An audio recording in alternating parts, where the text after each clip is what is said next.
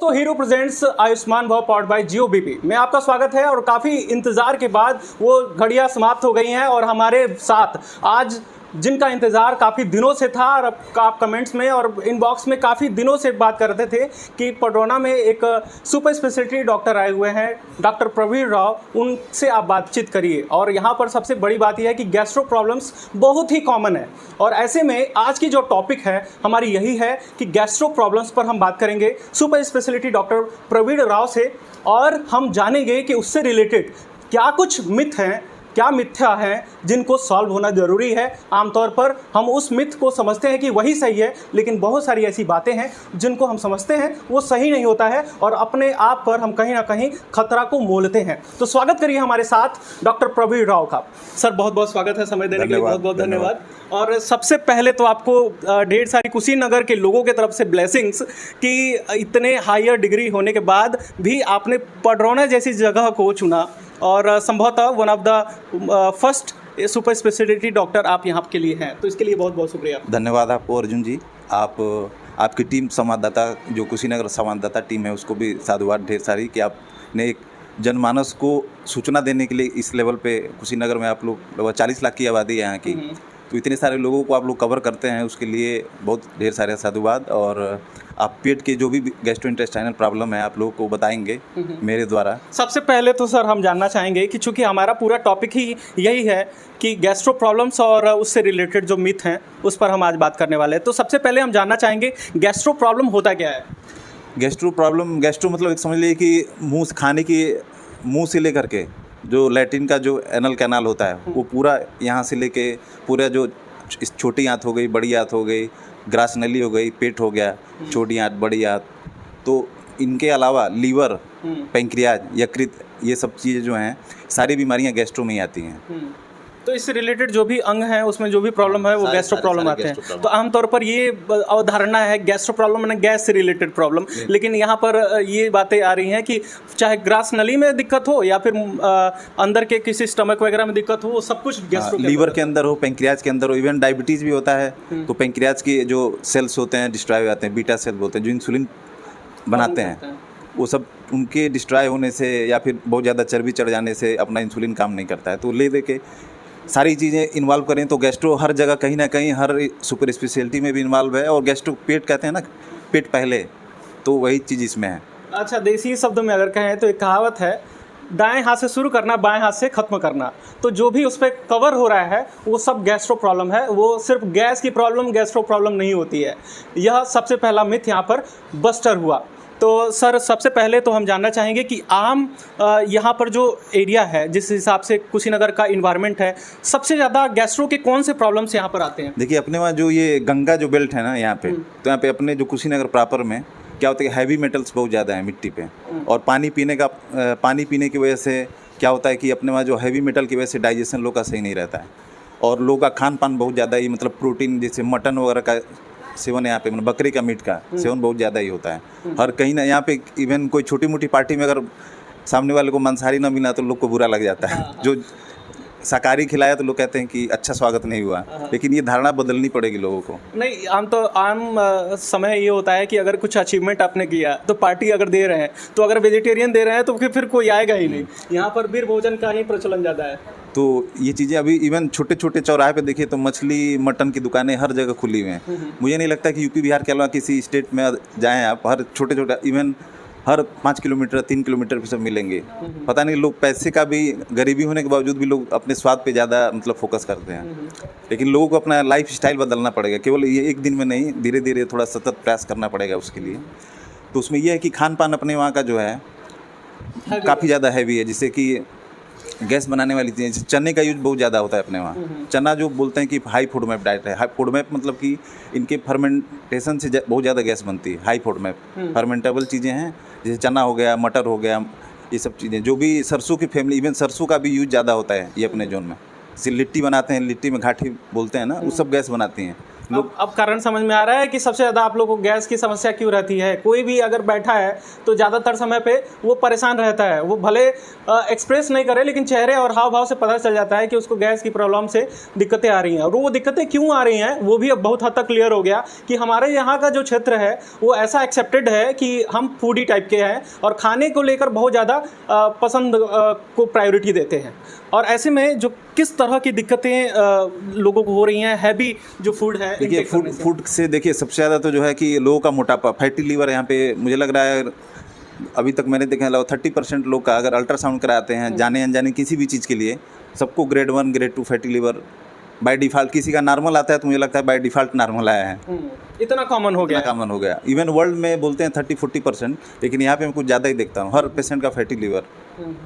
तो एक ये चीज़ है लोगों का है कि खाना है सोना है लोग, और टाइमिंग खाने का एक सबसे जो मेडिकल की भाषा में बोले तो जो ब्रेकफास्ट होता है सबसे ज़्यादा रखना चाहिए, जो दोपहर का लंच है वो उससे कम और डिनर सबसे कम, या जस्ट रिवर्स है। सुबह जल्दी जल्दी में लोग सबसे कम सुबह, दोपहर वाला उससे ज़्यादा, और सबसे रात वाले चलो अब तो सोना ही है, कोई दिक्कत है नहीं, कितना भी खाओ तो पूरी रात भर मतलब हैवी डोज ही लेते हैं। आमतौर पर जैसे आपने बताया कि नॉनवेज वगैरह लेते हैं तो वो रात्रि में ज़्यादातर लोग अपना पसंद करते हैं लेना, और सुबह कहीं ना कहीं कॉम्प्रोमाइज़ हो जाती है न्यूट्रिएंट से। हाँ, ब्रेकफास्ट सबसे बल्कि होना चाहिए क्योंकि आपकी बॉडी की सबसे ज़्यादा डिमांड डे में होती है ना कि आप सोए रहेंगे तो उस समय आपको चाहिए ज़्यादा एनर्जी। इवन आपका डाइजेशन भी जब आप मूवमेंट करते हो तो सर्कुलेशन इंटेस्टाइन का अच्छे से रहता है, स्टमक हो गया, इंटेस्टाइन, सारी चीज़ें अच्छे से मैनेज होती हैं, पोर्टल सर्कुलेशन जो लीवर को सप्लाई जाती है सब ये डे में बढ़िया होता है। तो ये सब चीज़ें लोग को मतलब अपने हैबिट में धीरे धीरे, वो भी क्यों लोग जानकारी की वजह से अपने में बोलते हैं लोग कि चने का सत्तू पीने से पेट बहुत साफ सही रहे, लेकिन वो चना भी वो भी गैस बना, हाँ चना भी वो गैस बनाता है, हर किसी के लिए नहीं लेकिन जिसको दिक्कत है उसके लिए। तो ये सब चीज़ें थोड़ी ध्यान रखनी, आपको लगता है कि इस चीज़ से हमको एलर्जी है या फिर इसको पीने से मुझे दिक्कत है तो बेटर है हम उसको परहेज कर लें, ना कि आपको पता है कि इसमें हाथ रखता हूँ उंगली जल रही है तो बार बार नहीं इसको करना ही करना है। बहुत सारी चीज़ें खाने के अलावा मटन चिकन, इन सब मुद्दों पर तो हम बात करेंगे, लेकिन आपकी सुपर स्पेशलिटी चूँकि है तो जो ऑडियंस हैं वो कुछ ज़्यादा उम्मीद लगा के बैठे हुए हैं कि हम सुपर स्पेशलिटी पर भी थोड़ा सा बात करें। तो आप जो है एक्सपर्ट हैं, आप वो क्या होता है इंडोस्कोपी, तो आप एक्सपर्ट हैं इंडोस्कोपी के लिए। तो इंडोस्कोपी की ज़रूरत कब पड़ जाती है? बहुत सारे लोग डरते हैं इंडोस्कोपी का नाम सुनते ही, उनको लगता है कि अंदर कुछ जाएगा और वो अंदर कुछ चीड़-फाड़ करेगा कुछ। देखिए इंडोस्कोपी बहुत ही सहज एक प्रोसीजर है, प्रक्रिया है, जिसमें कि हम लोग एक स्प्रे आता है लिग्नोकेन करके, तो उसे स्प्रे करके शून्य कर देते हैं। मुश्किल से 5 मिनट का प्रक्रिया है ये, बिल्कुल ही बिना चीरा बिना किसी टाका, और पेशेंट होश में रहता है, कोई इसको ऐसा साइड इफेक्ट नहीं है कि कर लेने के बाद 2 दिन बेड पे रहना है या फिर वो दिन काम नहीं कर पाएगा। लोग आते हैं 10 मिनट में अपना करके चले जाते हैं।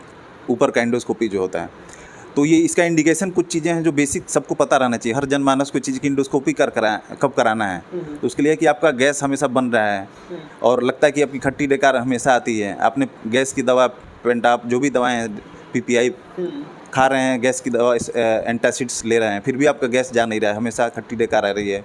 तो आपको ऐसे केस में अगर आपने 8 हफ्ता खा लिया दवा और फिर भी आपको इवन सुबह शाम गैस की दवा खाने के बावजूद भी आपको यदि जलन नहीं जा रही है और मुँह में छाले वाले हो रहे हैं या फिर लग रहा है खांसी आपकी सूखी ड्राई कफ, ये सब गैस की भी वजह से हो सकती है। चेस्ट की प्रॉब्लम में भी होता है, लेकिन ड्राई कफ कई बार GERD बोलते हैं, गैस्ट्रोइसोफेजियल रिफ्लक्स डिजीज। तो कई बार देखा हमने कि ये GERD का एक मैनिफेस्टेशन होता है ड्राई कफ, तो उस पेशेंट को आप PPI देंगे और रिलीफ मिल जाता है। तो ऐसे केस जो जिनका अगर रिफ्रैक्टरी है, मतलब कि PPI से रिस्पॉन्स नहीं कर रहा है, तो ऐसे केस को आप अपर GI स्कोपी करा लें तो बेटर रहेगा। और भी चीज़ें हैं, यदि कोई 70 साल का आदमी हो या 60 के ऊपर पेशेंट हो, उसको भूख नहीं लग रही है और लगता है कि कुछ अटक रहा है, खाना निगलने में कुछ दिक्कत हो रही है, या खाने के साथ पानी पी करके घोट रहा है, या फिर कुछ ऐसी उम्र है जिनका सडन वेट लॉस है, मैंने बता रहे हैं कि हमारे महीने में 6 किलो 8 किलो चला गया है, ठीक, या फिर उल्टी उनकी रुकती ही नहीं है, पूरा एंटीएमेटिक्स आते हैं जो मार्केट में कई तरह के इस्तेमाल के लिए, फिर भी वोमिटिंग जा नहीं रही है, या खाना खाने के 15-20 मिनट बाद, क्योंकि ये टाइम जो होता है तब तक खाना पेट में रहेगा, तो 20 मिनट के अंदर यदि वोमिटिंग हो जाती है तो मतलब कहीं ना कहीं पेट के अंदर कहीं कहानी है उसकी, या ग्रासनली की दिक्कत होगी, इसोफेगस की, तो खाना खाने के तुरंत बाद हो जाती हैं। कई लोग का ऑब्स्ट्रक्शन वगैरह होता है तो उसमें बाई वैगल एक्टिवेट रहता है, तो ऑब्स्ट्रक्शन भले ही छोटी आंत में होती है लेकिन खाना खाते उसमें भी वोमिट कर जाता है। तो ये सब चीज़ें ध्यान में रखनी है, और वोमिटिंग आपका रिस्पांस नहीं कर रहा है रूटीन जो दवाओं से, तो उसको आप सुपर स्पेशलिटी के पास भेजिए, क्योंकि अपर GI स्कोपी करके अगर टाइमली मरीज को, मान लीजिए अगर कैंसर हो, कोई और बेनाइन ट्यूमर, मतलब अभी कैंसर फैला नहीं है वो, ना लोकलाइज है, तो उसको टाइमली ट्रीट करके हम पेशेंट का लाइफ सेव कर सकते हैं। ऐसा नहीं कि आप उसको अवॉइड करते रहे अपना झोला छाप से या फिर कोई आयुर्वेदिक बाबा पीर बाबा से दवा लेते रहे और लास्ट में पता चला कि जब पूरा स्प्रेड कर गया हो लीवर वगैरह में या फिर कहीं भी स्प्रेड कर सकता है चीज़ें। तो उस लॉन्ग टाइम के लिए यहाँ पर ज़्यादातर लोग खुद ही डॉक्टर बन जाते हैं। अगर गैस वगैरह होता है तो खुद ही पीपीआई लेना शुरू कर देते हैं और वो लंबे समय तक लेते हैं क्योंकि उनको लगता है कि उससे रिलीफ मिल रहा है, और आगे चल के उसके भी एडवर्स इफेक्ट वगैरह नुकसान पहुँचते हैं और अल्सर जैसे समस्याएँ आती हैं।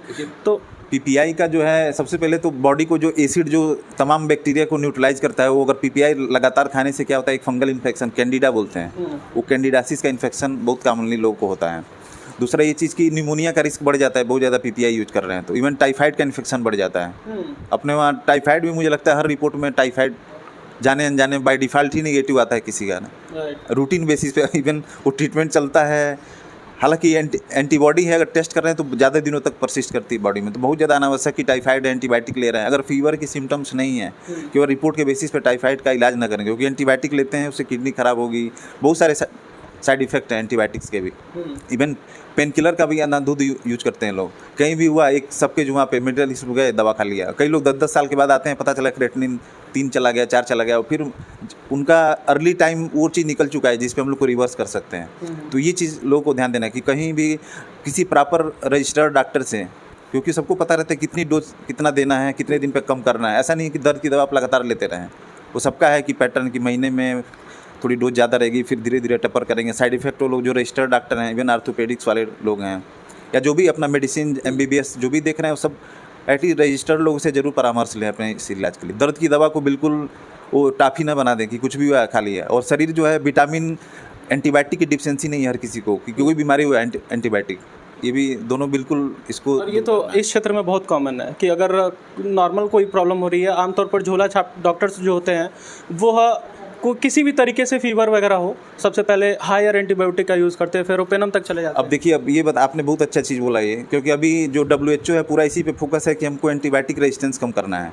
क्योंकि क्या होता है इसका ड्रॉबैक, लोग को तो फ़ायदा मिल जाता है उस समय, लेकिन आगे चल के ये होता है कि आप छोटी मोटी एंटीबायोटिक, जहाँ पे जो बेसिक एंटीबायोटिक जो सस्ती एंटीबायोटिक जो बोलते हैं, जो 5 रुपये 6 रुपये गोली हैं, आपने ऑलरेडी 50 रुपये टैबलेट वाली एंटीबायोटिक दे दी, फेरोपेनम जो है काफ़ी सबसे जो वर्ष जो इन्फेक्शन होते हैं जिसमें जो किसी भी कवरेज नहीं रहते, वो सब मेरोपेनम वगैरह उनको देना होता है। ना कि आपने मच्छर को मारना रहा, आपने तोप चला दिया, समझ लिया आपने अपने जो संसाधन है उसका अपने यूज किस तरह किया।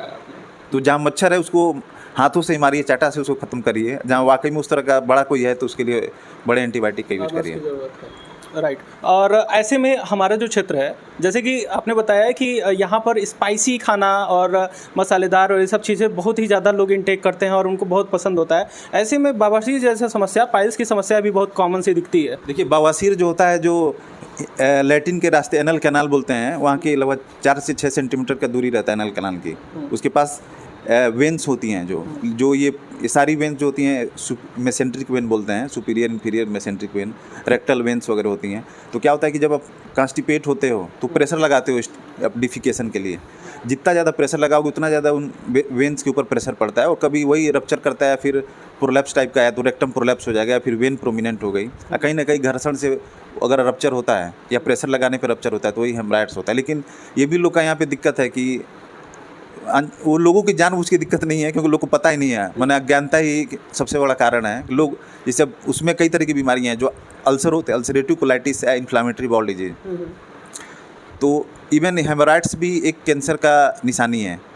अगर हर मरीज को नहीं, लेकिन जैसे बड़े शहरों में, मैं तो मुंबई से वहाँ CGS से मैंने DM गैस्ट्रो किया है, लगभग 100 में से अगर 10-15% ऐसे हैं जिनको हेमराइड्स था और पता चला कि वो कैंसर था, वो कोलोन कैंसर, रेक्टम का कैंसर है। तो हम लोग सब सारे जो सर्जन थे वो लोग पहले स्कोपी करा के, कोलोनोस्कोपी करा के देखते थे, ऐसा तो नहीं है ना कैंसर है, क्योंकि 100 में से 15 भी अगर है तो काफ़ी ज़्यादा हो गया एक तरह से। तो आप किसी केस को टाइमली डिटेक्ट करके उसकी लाइफ बचा सकते हो।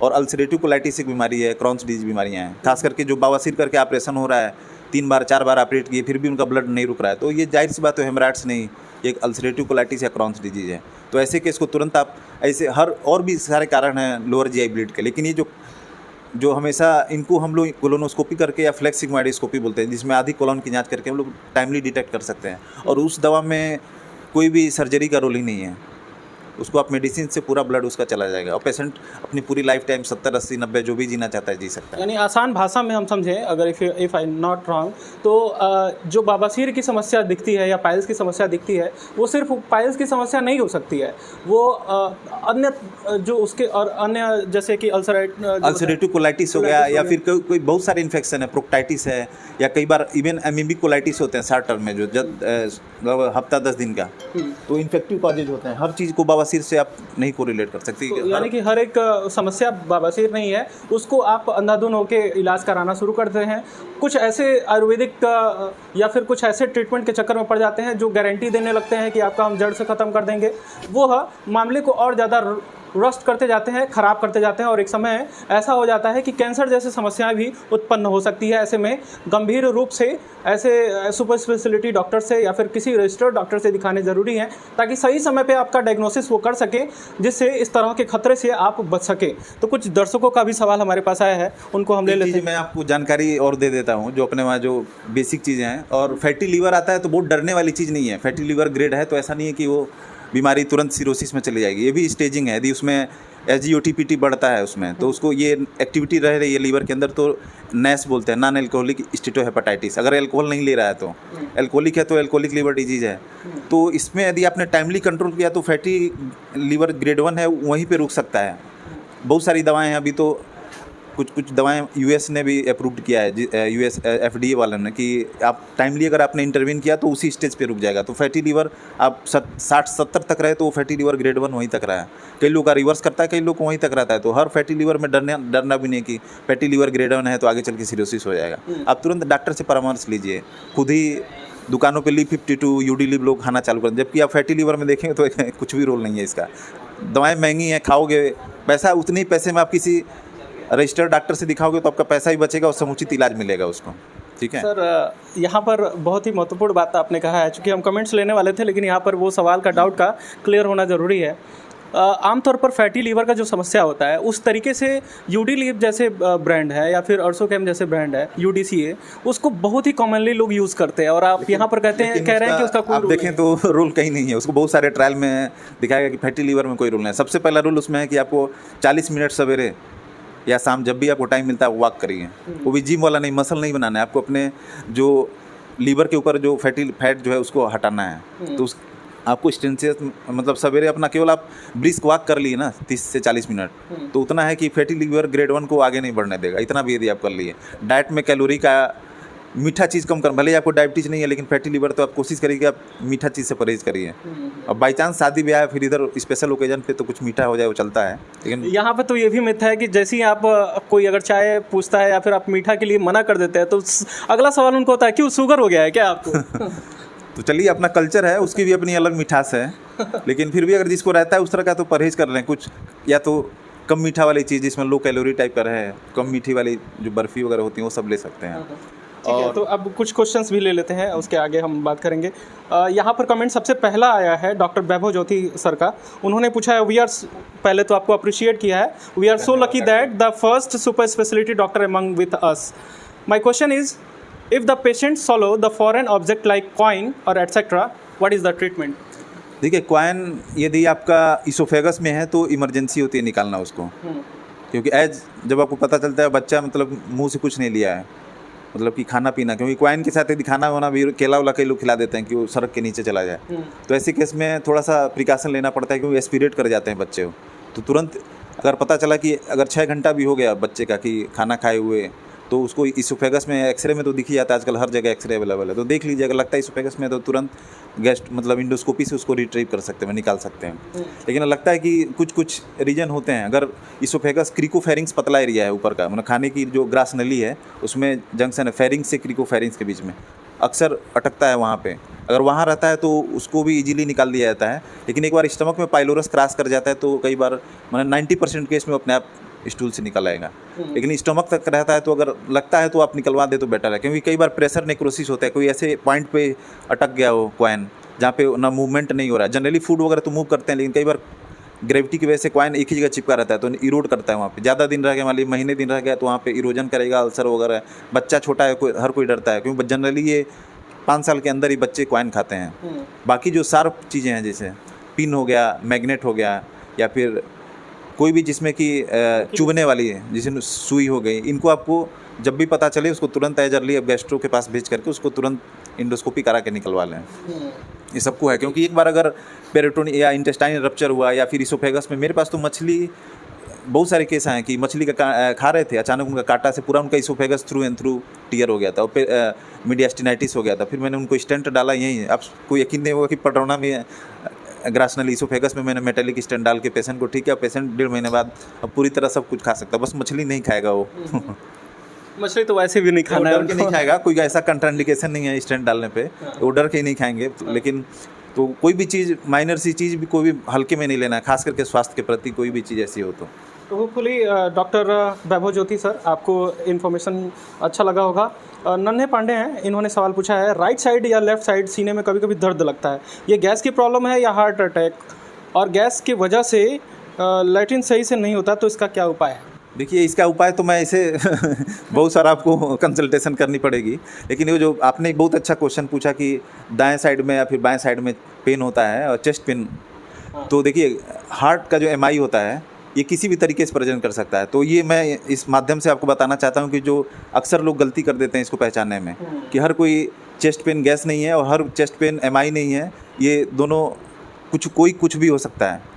हालांकि कॉमनली गैस से रिलेटेड होता है, लेकिन कभी भी नज़रअंदाज मत करिए कि अगर देखिए कहीं भी रजिस्टर्ड किसी डॉक्टर से आप अगर लगता है कि आपको चेस्ट पेन हो रहा है और वो बाह के मीडियल साइड में, मतलब कि ये जो छोटी उंगली है, जो यहाँ कानी उंगली बोलते हैं, कानी उंगली की तरफ यदि पेन रेडिएट कर रहा है बाएं साइड में और पेन बहुत ज़्यादा नहीं होगा, धीमा सा अंगरन टाइप के बोलते हैं ना, अंगरन हो रहा है, तो उस तरह का पेन होगा इसमें। या हो सकता है जबड़े में दर्द हो, जाम में पेन जरूरी नहीं है कि दांत का दर्द हो, बाई चांस आ रहे हैं आप पार्टी करके रात में आए, जाम में दर्द हुआ, या फिर रात में नींद टूटती है लोग की, क्योंकि एमआई का जो टाइम होता है ये मॉर्निंग का 4 बजे से लेकर 6 बजे 7 बजे, इवन अस्थमा भी प्रिस्क्रिप्ट करता है मॉर्निंग का। तो ये सब इनको हल्के में नहीं लेना है, क्योंकि गैस वैस तो दिन भर बनेगा। आखिर ऐसा क्या हुआ कि वो 4 ही बजे बन रहा है, तो उस पर थोड़ा उसको कंफर्म नहीं है कि हार्ट ही का हो, लेकिन उसको आपको हार्ट के लिए थोड़ा सा इवेल्युएट करा लें तो बेटर है। तो ऐसे केस में एक बेसिक जांच है ईसीजी, 200 से 300 रुपये में होती है। एक ट्रॉपाई का टेस्ट होता है, कहीं भी अपने नज़दीकी जो भी डॉक्टर हों उनसे एक बार जांच करा लीजिए।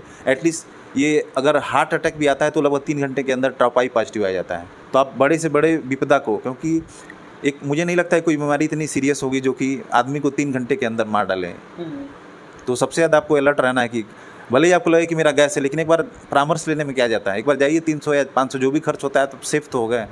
ईसीजी 60% एमआई पकड़ सकता है, जो 20% और होंगे उनको टीएमटी या फिर टीएमटी बोलते हैं, जिसमें ट्रेडमिल पे दौड़ाते हैं, उसमें जब इस्कीमिया एक्सचेंज जाते हैं, उसमें भी जो लोग नहीं पकड़ में आते हैं उनको हम लोग एंजियोग्राफी बोलते हैं, कोरोनरी एंजियोग्राफी, उससे पकड़ में आते हैं। वो टिपिकल साइट बता देता है कि कंट्रास्ट इस वाले, जिस बोलते हैं ना, ये नदी बंद हो गई, तो नदी बंद हो गई तो उसके आगे फ्लो दिखाएगा ही नहीं, जो अपने जो कार्डियोवास्कुलर जो करते हैं ना कार्डियो वाले।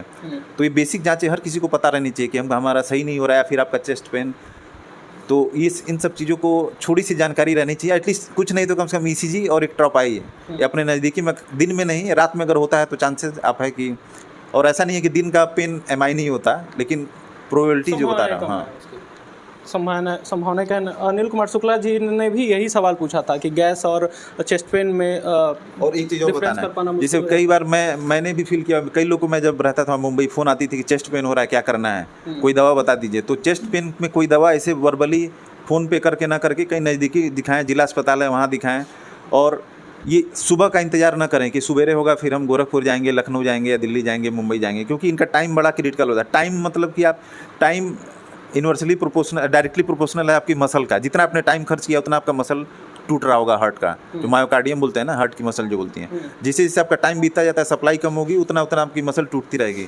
तो ये मैं सुबह आऊँगा, गाड़ी का व्यवस्था हो जाएगा तब करूँगा, जैसे भी रहे, कहीं ना कहीं आप एटलीस्ट जिला अस्पताल में जाएँ, लेकिन ज़रूर जाएँ किसी नज़दीकी केंद्र जहाँ पे, स्वास्थ्य केंद्र जहाँ पे ईसीजी की एटलीस्ट या ट्रॉपाई की व्यवस्था हो, वहाँ जरूर जाना ही जाना है आपको, सुबह का इंतजार नहीं करना है। अच्छा, इसमें एक और सवाल हम लेते हैं, बाकी और सवाल जो हैं कॉमन है।